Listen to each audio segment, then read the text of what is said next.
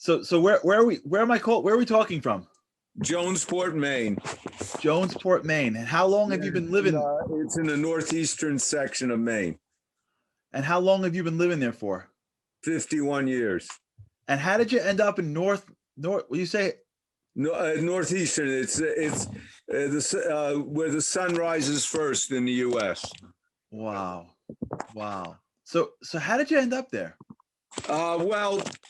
I met my wife in Detroit, and we happened to get a hold of a Boston Globe, and we were looking, and there was a piece of land, 5 acres for $300, and we just drove up to this area, and we ended up buying this piece of land, 20 acres for $800.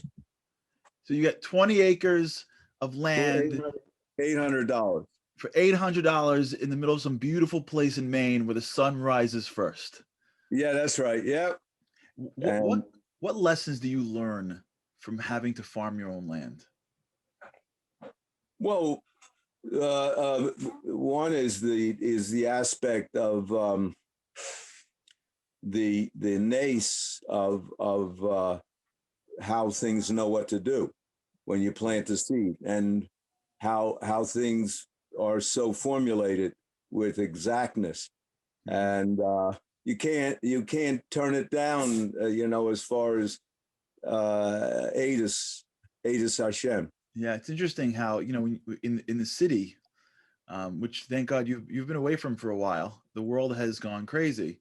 Yeah. And one of the things that we struggle with really is the time to observe, the time to think, the time to allow the mind to process, because the stimuli comes at us so quickly that you probably are able to deepen your thinking in a way that few people can. And it's fascinating that that's a sort of a constant theme. That it is. A yid has to enjoy thinking and enjoy his mind, So what message would you give us today? This is the week of Tu B'Shvat, the week of the fruit, the trees, the land, appreciating the world around us. What message would you give everybody, especially during this week? Tu B'Shvat, this is a time, we always said, when we used to tap maple trees for making maple syrup, Mm-hmm.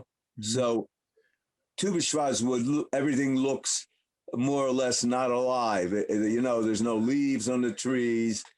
Usually there's snow on the ground. Usually the weather's cold. But underneath, the sap is rising. From the days are getting longer. You notice the sun is more intense. And so Tu B'Shvat is that can we say holiday, where we once again key in to everything going on as far as the life force, if you can say, that is always working, even though when it looks like everything's in hibernation, mm-hmm. and underneath it's an ongoing process. And then all the rest, the rest period needed when the ground freezes and you get that Shabbos tablecloth of snow, so you don't see the problems. Everything gets covered up, and it's more relaxing. So beautiful. All these times, the colors change, and as Sadia Gain says, this world, Olam Haza, is a food world. Every color is for food. Everything that happens is production of food.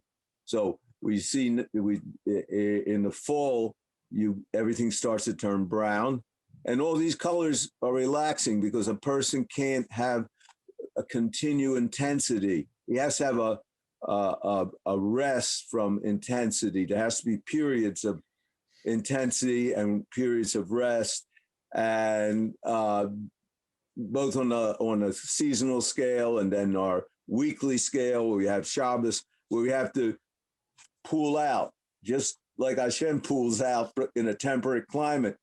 And so the ground gets a rest, everything gets a rest, because can't get burned out, So Right. that Tu B'Shvat tells you underneath, when things don't look alive, there's a continual life force going on. Beautiful. And the sap is starting to go up the tree. Doesn't look like there's any leaves on it, but it's starting, reacting. And man harvests a crop, which is the maple sap, and makes a delicious product, maple syrup, So right. Amazing. I think that would be the lesson to learn from this particular holiday, Hog, time of year. Well, thank you so much for joining us, and thank you for your time. Okay. It was great. I hope we get to do this again sometime. We get to a little more time together, but for today, we really want to thank you for being part of it, for being where you are, and for being our representative at the place where the sun shines first, man. That's a great place to be. I pass it on to you. Yeah, good to speak with you. You as well. God bless you. Thank you, and continue shining your light on this world. Amen. Yeah, Gamatem. Thanks so much for watching. For more content, like and subscribe, and be sure to tune in live every Thursday at 8 p.m. Eastern at theshabbatshow.com or right here on YouTube.